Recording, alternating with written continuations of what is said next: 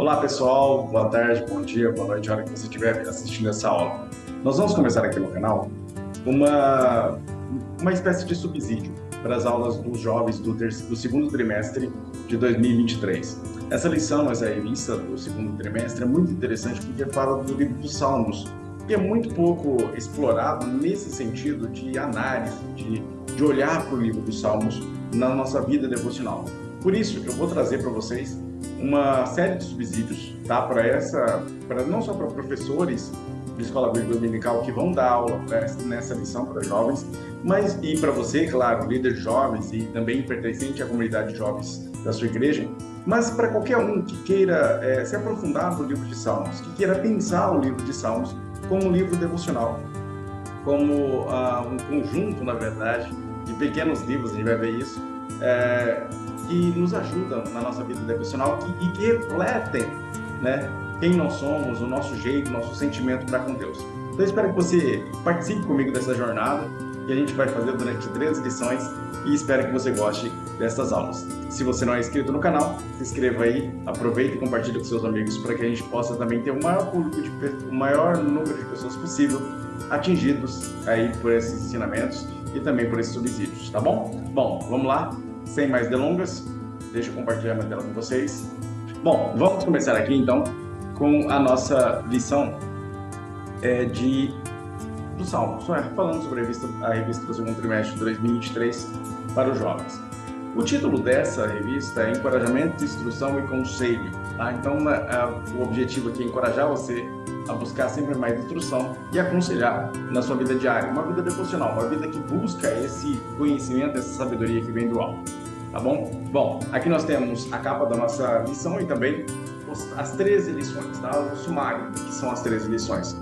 Essa aula agora é uma aula introdutória, uma aula que vai falar sobre como é o livro de Salmos, qual o propósito, qual é o objetivo do livro de Salmos, tá bom? Então a gente vai começar a trilhar aí vários salmos, vamos começar com alguns salmos. A lição 2 traz o salmo primeiro, né? A discussão sobre o caminho do ímpio e do justo, a gente vai discutir sobre isso. E aí, vários outros salmos serão a temática, o pano de fundo das nossas 13 discussões aqui no canal, tá bom? E também, logicamente, na sua sala de aula aí da EBD em cada domingo. Bom, o objetivo aqui, então, é essa divisão de assuntos que fala sobre encorajamento, instrução e conselho. Tá? Esse encorajamento busca aí trazer para você um desejo de uma vida devocional ligada a Deus, que se manifesta a Deus em oração, em jejum, em leitura da palavra, em busca pelo Espírito Santo, em ver Deus nos mínimos detalhes da sua vida. Essa busca e essa devoção, ela precisa estar presente no nosso dia a dia, e o livro dos Salmos nos ajuda a isso, tá? Bom, vocês me conhecem, o professor sou eu, e o livro de Salmos vai ser o nosso pano de fundo, tá? O que são os Salmos? Salmos são 150 poemas de louvor, tá? Não só louvor, é óbvio, né? O objetivo dos Salmos não é só ser cantado, mas ser refletido. Bom, eu não sei se você escreve poemas, ou se você já escreveu na vida, nem que seja num exercício de sala de aula, mas o poema, a poesia, ela busca retratar em palavras um sentimento do autor. E esse sentimento nem sempre é bom. Você vê poemas melancólicos, você vê poemas de ódio, você vê poemas de alegria, você vê poemas de paixão, você vê poemas de amor. Você vê poemas que buscam a sedução, você vê poemas que falam de suicídio, que buscam a morte. Então você tem inúmeros tipos e formas de expressão poéticas que trazem essa carga emocional muito grande. O livro dos Salmos, ele não foi colocado assim de forma aleatória, ele não foi distribuído de forma aleatória, né? Nós não sabemos bem exatamente quem compilou o livro dos Salmos, mas aí há várias teorias, desde Jeremias até vários outros personagens, até conhecidos e não conhecidos, Baruque, conhecidos e não conhecidos, que teriam aí juntado esse conjunto de hinos e sido finalmente consolidado, né, para que o livro de Salmos fosse cantado e recitado pelo povo judeu, tá? De qualquer forma, quem quer que seja que fez essa compilação, ele apenas juntou aquilo que já era praticado no decorrer da história do povo judeu, tá? E aí a gente tem uma divisão muito interessante. Assim como o livro de Mateus, para você que não sabe, o Evangelho de Mateus também tem essa divisão quíntupla. O livro de Salmos, ele se divide em 5 pequenos livros, tá? Esses 5 pequenos livros querem refletir a lei máxima do povo judeu, a Torá. Por isso, nós temos no livro 1, Salmos 3 a 41, algo que fala da criação, do início de tudo. Tá? São salmos que refletem essa natureza humana, essa base humana, que remete ao início, ao Gênesis, a Deus como Criador, a Deus sendo apresentado como aquele que cuida, que sustenta. O livro 2, o Salmo 42 ao 72, ele traz uma função, trazem salmos, traz poemas que falam de libertação, que remetem à temática do êxodo, que remetem à confiança no Senhor no meio da tribulação, no meio do deserto, né? O livro 3, Salmo 73 e 89, é um livro que busca, né, trazer salmos que falam de santidade, que falam sobre a briga entre o salmista e a busca por Deus. Você vai ver lá salmos que têm muito peso, muita carga emocional, mas que chama a Deus o tempo todo para o santo, que vai em direção ao templo, que olha para o templo e para a presença de Deus. Então, presta atenção nesse conjunto de salmos. O livro 4, no livro 90, no Salmo 90 até o Salmo 106, vai falar da proteção de Deus durante a peregrinação do povo. Então, você vai ver salmos que discutem as batalhas internas e externas do povo judeu, as batalhas internas do salmista, as dores do salmista, o coração do salmista, nessa peregrinação, nessa jornada que ele tem na sua vida. O livro 5, Salmo 107 e 145, são salmos de louvor, salmos de canto, salmos de pregação, salmos de exaltação. Por quê? Porque são salmos que vão desde o período pós-exílio, a época em que o povo judeu ele sai pelo deserto comemorando a libertação por Ciro, sendo retirados do cativeiro babilônico e indo em direção a Jerusalém. Então é nesse conjunto, nesse livro, que a gente tem os cânticos dos degraus, né? Os cânticos de louvor a Deus e os cânticos mais messiânicos, de esperança. Nós temos nesse livro vários salmos interessantes para essa questão de louvor. O Salmo 146 e 150, que é o finalzinho desses salmos, os últimos salmos, são os aleluias, os louvores a Deus, tá? Os verdadeiros louvores a Deus, aqueles salmos específicos para serem cantados em momentos de louvor. Então você tem dentro desse conjunto de 150 poemas a busca pela lei, pela Torá, a esperança no Messias, as lamentações dos corações feridos dos salmistas, louvor, esperança e fé.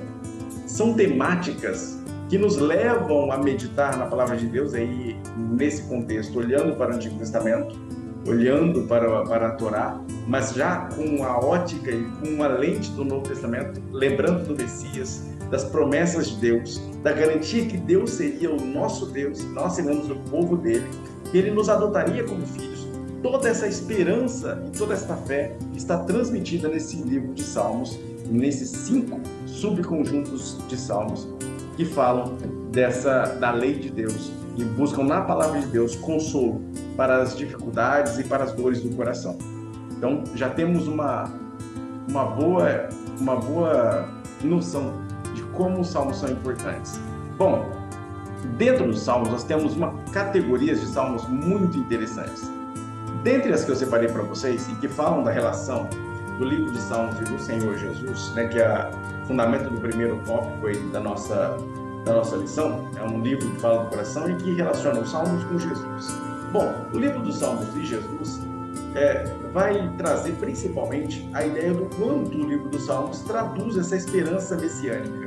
E aí nós temos inúmeros salmos. Eu coloquei aí uma boa parte, são 26 salmos, 26 citações de esperança messiânica. Então nós temos o Salmo 2,7, que é citado em Mateus 3,17, falando de Deus declarando Jesus como Messias, como seu Filho. Nós temos várias outras citações de Salmos no Novo Testamento que validam o livro de Salmos como um livro extremamente usado, não só pelo Senhor, mas por vários escritores, desde Paulo, Pedro, Mateus, João, tantos outros que citam, quer de forma explícita, direta no texto, quer de forma implícita, pela ideia, o livro de Salmos. Então nós temos várias citações, eu coloquei aqui 26, que são as mais utilizadas. Presta muita atenção, por exemplo, no Salmo 110, falando do senhorio de Cristo. Tanto Hebreus quanto Mateus utilizam muito o Salmo 110. Você vai ver uma discussão já sobre isso. Nós temos inúmeros salmos, principalmente ali os primeiros salmos, Salmo 22, que salmos extremamente messiânicos, que inclusive é citado por Jesus na cruz do Calvário. Jesus, quando ele cita Eloi, Eloi, lama sabachthani, Deus meu, por que me abandonaste? Ele está citando exatamente o Salmo 22, 1, está lá em Mateus aqui, Mateus 27, 46. Ele está citando literalmente o salmista e o povo que não estava percebendo o quanto Cristo estava trazendo para si a imagem do Messias, lá do Salmo Messiânico 22, eles não perceberam e achavam que Jesus estava chamando a Elias. Então, nós temos uma relação muito íntima do Senhor com o livro de Salmos em todo o Novo Testamento.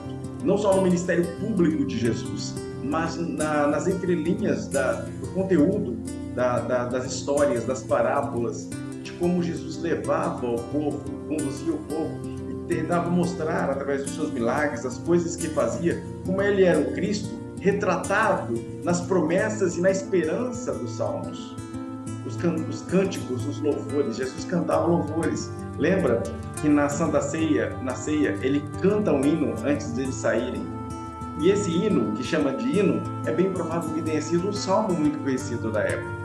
Um salmo que era cantado em festas judaicas, em festas religiosas. Então é muito interessante conhecer essas particularidades do livro dos Salmos e o quanto ele é citado no Novo Testamento. O salmo mais citado de todos, como eu já disse, é o Salmo 110, principalmente por causa das citações de Jesus falando sobre ele e também as citações do escritor dos Hebreus. Também, olha só quantas citações existem dos Salmos no Novo Testamento. Há uma compilação aqui bem legal, né? Olha isso. Eu compilei há vários sites que trazem essas compilações, tá? Você pode procurar por site Salmos Messiânicos, você encontrar. Existem bíblias de estudo, de referência cruzada também que trazem essas coisas. Mas é bem interessante você ver não só o detalhe, mas a quantidade. São muitas citações dos Salmos no Novo Testamento. Bom, como o Salmo se lida com a igreja? Como eu já disse, era comum no primeiro século, não só no primeiro século, mas desde o período do deserto, que os judeus cantassem hinos de louvor a Deus, e esses hinos eram poesias escritas já por Davi, pelos filhos de Corá e vários outros escritores dos salmos, vários salmistas. E eles mesmos criavam suas cantigas. O próprio hino nacional de Israel, Hatikvah, Esperança, é exatamente um salmo criado, aí, um poema que foi colocado um som, colocado melodia nele, para que ele pudesse ser cantado. Ele é bem curtinho, bem facinho de aprender. Chamo a sua atenção aí para você aprender um salmo moderno, um salmo que é o hino nacional de Israel, cantado, tá?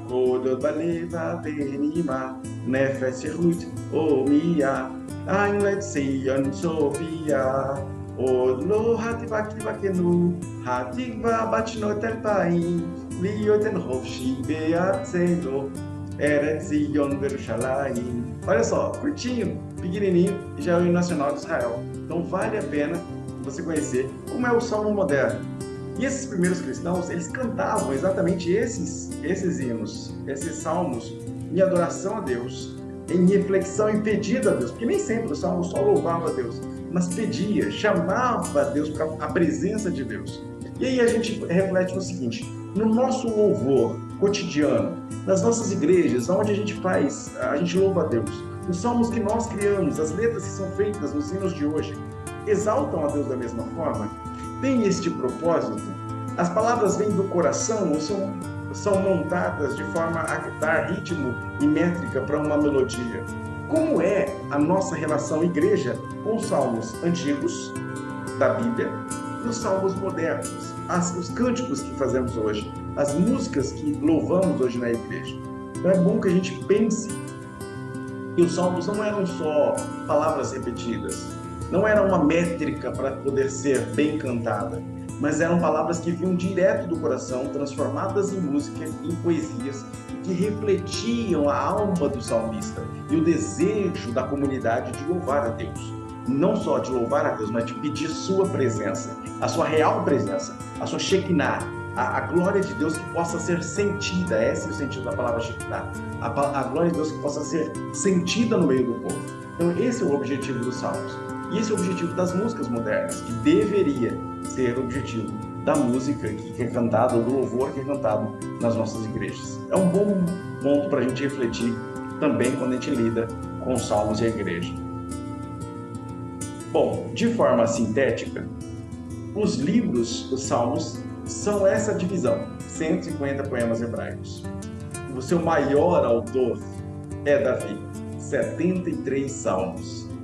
12 são de Asaf, também um outro grande escritor. São 73 de Asaf.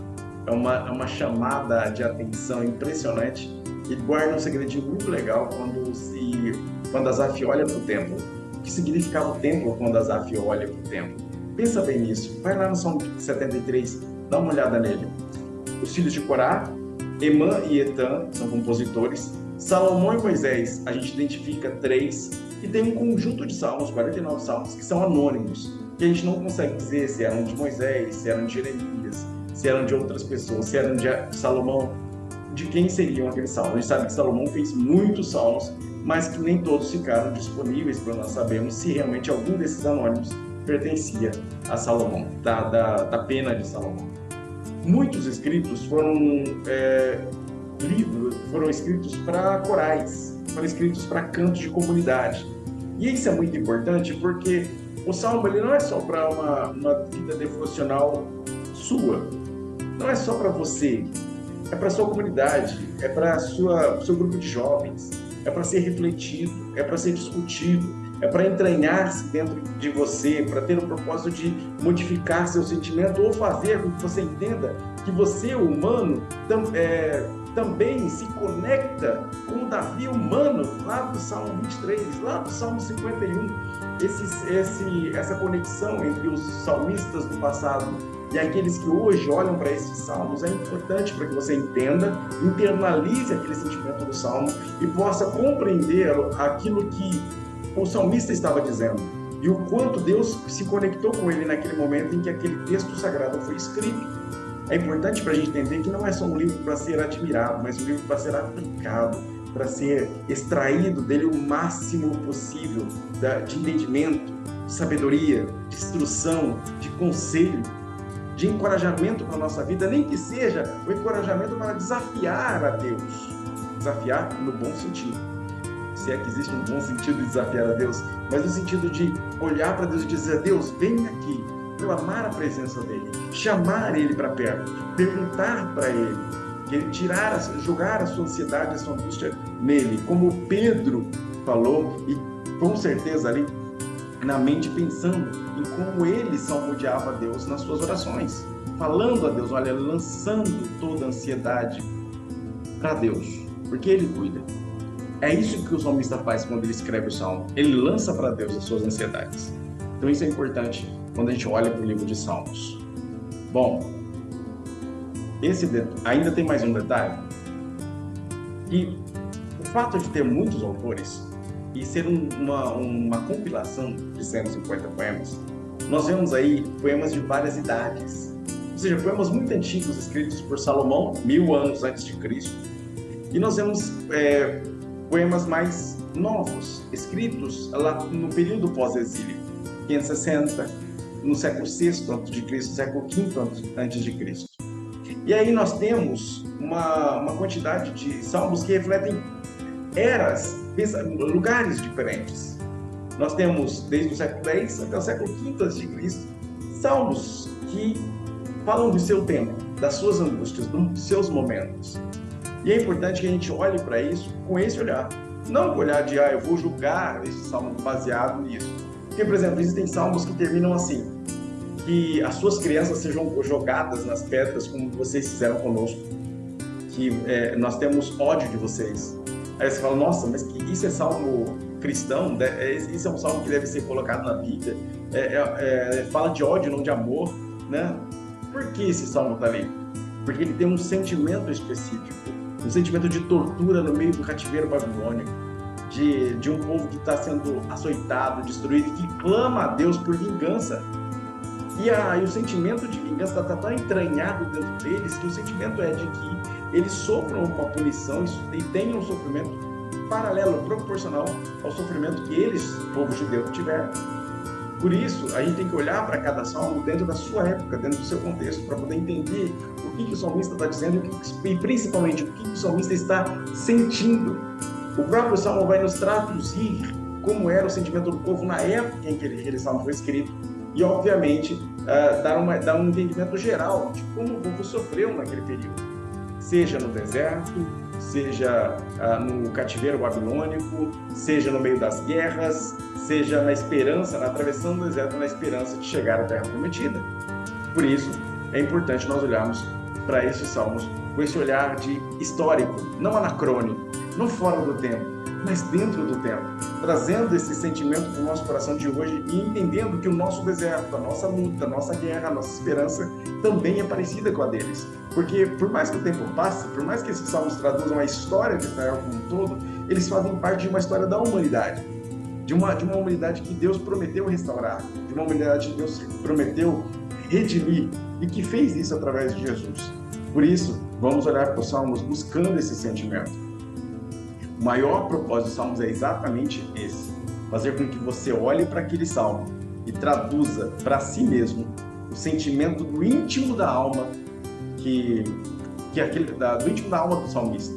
E aí você olhe para Deus com esse olhar de busca, de intensidade, buscando sabedoria, buscando aconselhamento, buscando encorajamento pelo Espírito, traduzindo de forma nua e crua. Essa é a questão, nua e crua, é abrir o coração, rasgar. Muitas pessoas ainda oram com máscaras nos olhos. Por incrível que pareça, acham que podem enganar a Deus, colocando uma máscara em seu rosto para orar. Eu não estou falando de oração pública, eu estou falando de oração particular. Pessoas que no particular não conseguem orar de forma nua, escrachada, abrir o coração, rasgar o coração para Deus, mas vestem uma máscara de falso religioso e tentam orar a Deus assim. E acham que Deus vai receber isso. Deus prefere ouvir um salmo, ouvir uma oração, um poema, uma declaração, às vezes afrontosa, às vezes desafiadora, às vezes até quase que sacrílega, né? Quase que uma ofensa a Deus, com raiva até, como que colocando o punho em direção aos céus. Ele prefere isso do que uma oração falsa. Uma oração que é ladeada por um reboco, por uma máscara.